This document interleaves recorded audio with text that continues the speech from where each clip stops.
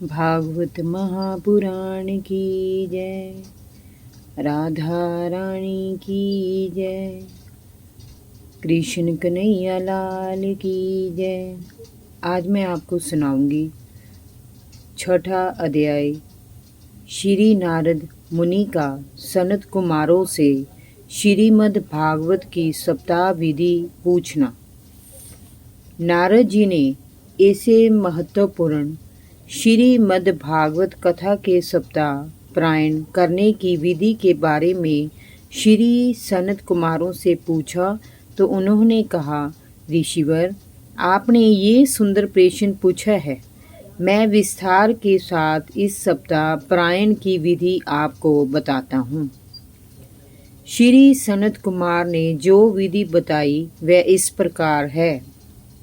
श्रीमद् भागवत कथा का सप्ताह पारायण वैसे तो किसी भी समय किया जा सकता है, क्योंकि शुभ कर्म करना किसी भी समय उत्तम है। वैसे भादो, कवार, कार्तिक व अगहन मासों में ये सप्ताह पारायण कराना या करना अति उत्तम माना जाता है।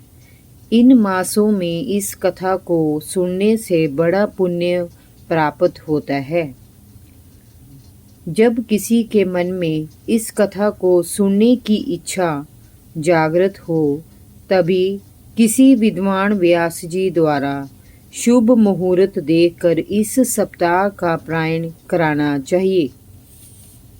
इस पारायण में अपने इष्ट मित्रों, बंधु बांधवों और सुनने के इच्छुक सभी लोगों को बुलाना चाहिए। इस सप्ताह पारायण के लिए घर का स्वच्छ आंगन, उद्यान, मैदान या तीर्थ स्थान शुभ रहता है। ऐसे स्थान पर चांदनी का चंदोवा, केले और आमर के पत्तों की वंदनवार आदि का प्रबंध करके उसे अच्छी प्रकार से अलंकृत कराना चाहिए और बिछावन बिछाकर व्यास जी के लिए ऊंचा सिंहासन स्थापित कराना चाहिए। श्रोताओं को कथा श्रवण से पूर्व स्नान ध्यान से निवृत्त होकर कथा स्थान पर आना चाहिए और एकाग्रचित होकर कथा का रसास्वादन करना चाहिए। पहले दिन मुख्य श्रोता को श्री गणेश जी का पूजन करके सप्ताह पारायण में बैठना चाहिए, ताकि कथा के मध्य में कोई व्यवधान उपस्थित ना हो। पहले दिन ही एक विद्वान ब्राह्मण को विष्णु सहस्त्रनाम नाम के पाठ पर बैठा देना चाहिए और ठाकुर जी को तुलसी दल चढ़ाना चाहिए। मुख्य श्रोता को पहले दिन ही कथा प्रारंभ होने से पूर्व कथावाचक व्यास जी और श्रीमद् भागवत पुराण की पोथी को सच्चे मन से पूजना चाहिए तथा यथाशक्ति भेंट रखकर कथा प्रारंभ करने की प्रार्थना करनी चाहिए।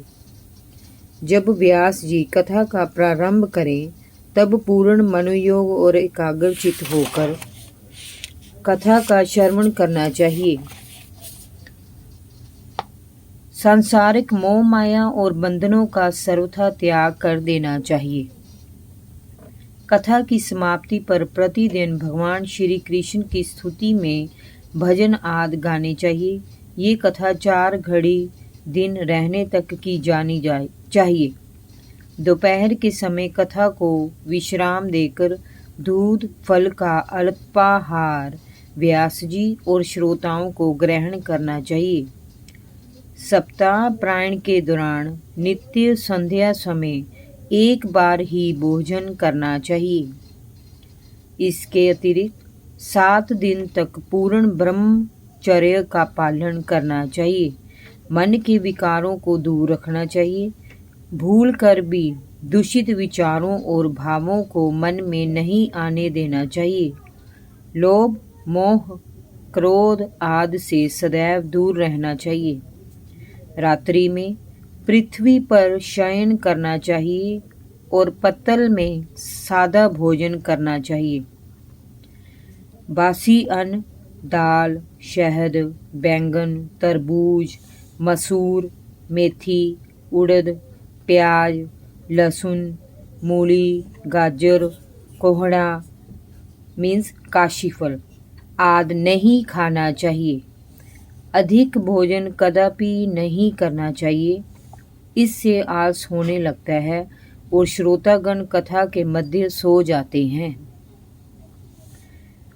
कथा के मध्य किसी की चुगली, ईर्ष्या, निंदा और क्रोध आदि नहीं करना चाहिए। राजसवला और मलेच्छ को कथा मंडप में बैठकर कथा का श्रवण नहीं करना चाहिए। यदि उन्हें कथा सुनने की इच्छा हो तो वे कथा मंडप से अलग होकर बैठें। श्रोताओं को सत्य बोलने और दया भाव का सदैव प्रयास करना चाहिए। कथा के मध्य पारस्परिक वार्तालाप और शोर आदि नहीं करना चाहिए। इस कथा को यदि कोई बांझ स्त्री सुने तो उसे संतान की प्राप्ति अवश्य होती है। इसे सुनने से सभी का मनोरथ सिद्ध होता है। प्रतिदिन कथा की समाप्ति पर तुलसी दल व प्रसाद सभी श्रोताओं को देना चाहिए। जब कथा समाप्त हो जाए तो 8वें दिन सप्ताह का पूर्णाहुति यज्ञ दशम स्कंद के श्लोकों से अथवा गायत्री महामंत्र के जाप से आहुति देकर करना चाहिए। तदुपरांत व्यास जी कथावाचक व अन्य ब्राह्मणों को भोजन करा के अपनी सामर्थ्य के अनुसार वस्त्र, आभूषण, गौ, पृथ्वी, बर्तन व धनादि देना चाहिए और सम्मान पूर्वक उन्हें विदा करना चाहिए।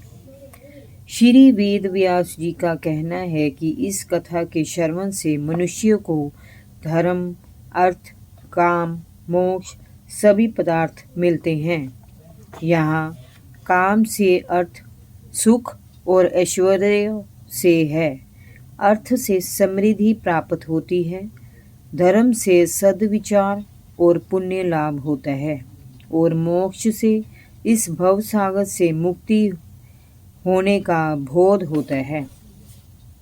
इतनी बात कहने के बाद सनत कुमार बोले, ऋषिवर नारद जी, यदि आपको सुनने की अभी भी इच्छा रह गई हो तो हम इस कथा का दूसरा सप्ताह प्रारंभ करें। नारद मुनि ने प्रसन्न होकर कहा, मेरे अहो भाग्य, जो मुझे ऐसा अवसर प्राप्त हो रहा है, ये आपका उत्तम विचार है। नारद जी की सहमति पाकर सनत कुमारों ने श्रीमद् भागवत का दूसरे सप्ताह का प्रारंभ कर दिया। उसे सुनने के लिए आसपास के सैकड़ों ऋषिगण वहां एकत्र हो गए। उसी समय अनेक तीर्थों में भ्रमण करते हुए समय सुखदेव जी महाराज भी वहां चले आए। उन्हें देखकर सनत कुमारों ने उठकर बड़े आदर भाव से उन्हें व्यास पीठ पर बैठने का निवेदन किया, परंतु सुखदेव जी ने कहा, नहीं ऋषिवर, ये व्यास पीठ आपके लिए ही निर्मित की गई है। सप्ताह प्रायण आप ही करेंगे। यदि आप कहे तो मैं श्रोताओं से कुछ निवेदन करना चाहता हूँ।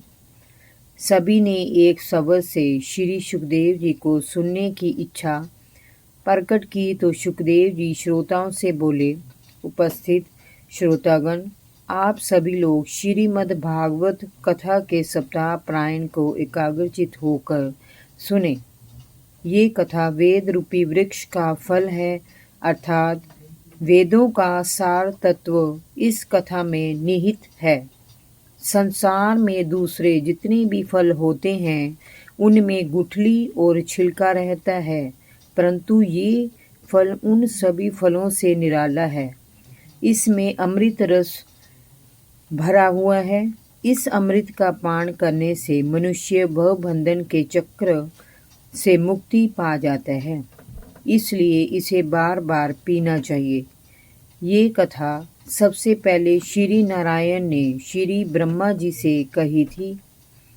श्री ब्रह्मा जी ने इसे अपने पुत्र श्री नारद जी को बताया। श्री नारद जी ने इसे मेरे पूज्य पिता श्री कृष्ण द्वैपायन वेद व्यास जी से कहा। पिताश्री ने ये कथा मुझे पढ़ाई और मैंने इसे राजा परीक्षक को सुनाया और उसका दुख दूर किया। श्रोतागण पूर्ण मनोयोग से श्री सुखदेव जी का प्रवचन सुन रहे थे। श्री सुखदेव जी आगे बोले, मेरे प्रिय श्रोतागण, आप सभी शुद्ध और प्रबुद्ध मन से यहाँ इस कथा का रसामृत प्राप्त करने के लिए एकत्र हुए हैं। ये आपको जानना चाहिए कि इसमें जो सार तत्व विद्यमान है वह 18 पुराणों के सार तत्व से भी उत्तम है। साधु और वैष्णव जन का यही सर्वोत्तम और बहुमूल्य धन है। स्वर्ग में तपस्वीगण, ब्रह्मालोक में सौम्य ब्रह्मा, कैलाश अर्थात शिवलोक में आशुतोष शिव और बैकुंठ लोक में श्री लक्ष्मी जी इस कथा को अपने श्री मुख से गाती हैं। जिस समय श्री सुखदेव जी श्रोतागण को अपना प्रवचन सुना रहे थे, उसी समय बैकुंठपति श्री विष्णु, श्री ब्रह्मा, देवराज इंद्र, श्री वरुण देव, श्री कुबेर देव तथा प्रहलाद आदि भक्त वहां उपस्थित हो गए। उन्हें देखकर वहां उपस्थित सभी जन उनकी जय जयकार करने लगे। नारद जी तो हर्षातिरेक में खड़े होकर नाचने लगे। भगत प्रहलाद ने करताल बजानी प्रारंभ की तो भगत उद्धव मंजीरा बजाने लगे। देवराज इंद्र मृदंग पर थाप देने लगे। उस समय त्रिलोकीनाथ श्री नारायण ने जब सभी को प्रेम में लीन देखा तो कहा, भक्तों, जिसके मन में जो इच्छा हो सो मांग लो। नारद जी तत्काल हाथ जोड़कर बोले, प्रभु, आपके दर्शनों का सौभाग्य हमें प्राप्त हुआ है। इससे अधिक ऐसी कौन सी वस्तु है जिसे हम मांगे।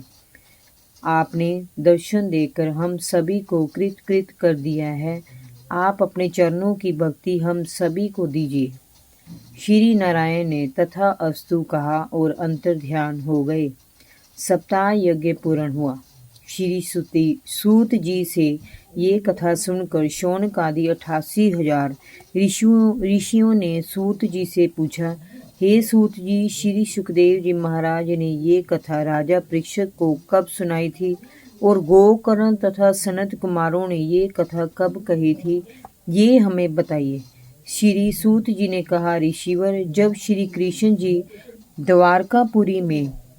द्वारकापुरी से बैकुंठ लोक को पधारे तब उसके 300 वर्ष पश्चात भादो मास की नवमी के दिन श्री सुखदेव जी ने ये कथा राजा परीक्षित को सुनाई थी और उसका प्रायण उन्हें 7 दिन में किया था।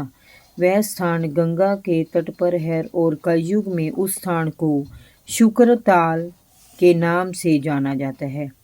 ये शुक्रताल नाम शुकताल का अपभ्रंश है। यहाँ एक विशाल वट वृक्ष है। इसी के नीचे बैठकर श्री सुखदेव जी ने ये कथा कही थी। आज ये स्थान एक तीर्थ स्थान के रूप में विकसित हो चुका है। इस कथा के 200 वर्ष पश्चात गोकर्ण ने गया तीर्थ में इस कथा का सप्ताह प्रायण कराया था। उसके 300 वर्ष पीछे इस कथा का सप्ताह प्रायण श्री सनत कुमारों ने श्री नारद जी की उपस्थिति में कराया था। यहाँ उसी कथा का वर्णन किया गया है। इस अमृतमयी कथा का जो भी प्रेम से श्रवण करता है या दूसरों को सुनाता है, उसको सभी फल प्राप्त होते हैं और वह जीवन मुक्त कहलाता है। जीवन से मुक्ति का तात्पर्य यहाँ सभी प्रकार की मोह माया और संसारिक बंधनों से मुक्त हो जाना है। ऐसा भागवत पुरुष अर्थात जीवन मुक्त इस संसार में रहकर भी निस्पृह भाव से सभी के प्रति प्रेम और समभाव रखता है। उसे अपने लिए किसी पदार्थ का लोभ नहीं रहता। वह संसार में रहकर भी संसार से परे होता है। उसका हर पल और हर घड़ी श्री भगवान मुरलीधर की रूप माधुरी में खोया रहता है। श्रीमद् भागवत महात्म्य संपूर्ण। जय जय श्री राधे भागवत महापुराण की जय।